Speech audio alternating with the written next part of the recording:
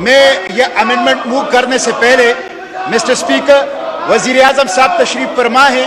Please amendment move میں amendment move کرتا ہوں, مجھے آپ 1 منٹ دیجیے.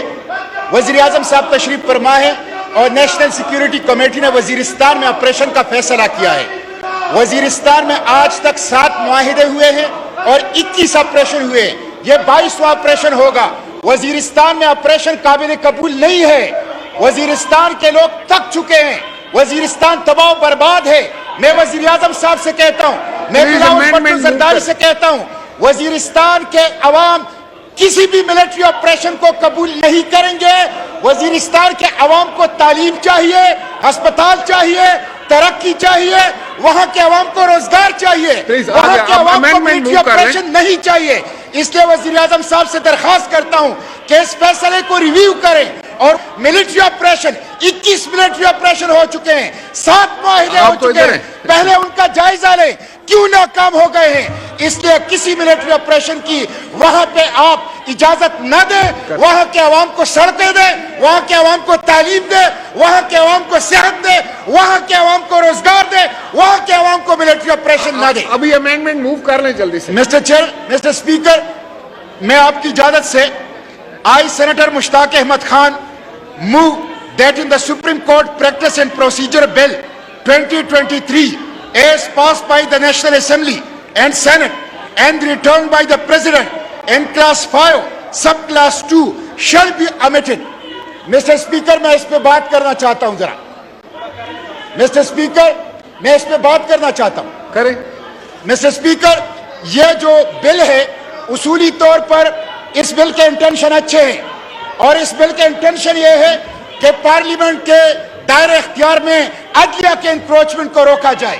میں پارلیمنٹ کے ساتھ کھڑا ہوں اور نہ صرف عدلیہ کے انکروچمنٹ کو روکا جائے, اسٹیبلشمنٹ کے انکروچمنٹ کو بھی روکا جائے. اور اس پارلیمنٹ کو ساؤنڈ ہونا چاہیے, پارلیمنٹ کو سپریم ہونا چاہیے. مسٹر اسپیکر, عدلیہ بھی پارلیمنٹ کے دائرہ اختیار میں مداخلت کر رہی ہے, لیکن گزشتہ 75 سال سے اسٹیبلشمنٹ بھی پاکستان کے پارلیمنٹ کے دائرہ اختیار میں انکروچمنٹ کر رہی ہے.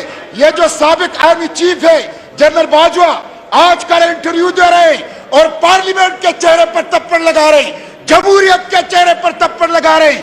کیوں یہ پارلیمنٹ, کیوں یہ حکومت عدلیہ کی طرح وہ اسٹیبلشمنٹ کو انکروچمنٹ کو روکنے کے لیے اقدامات نہ کریں.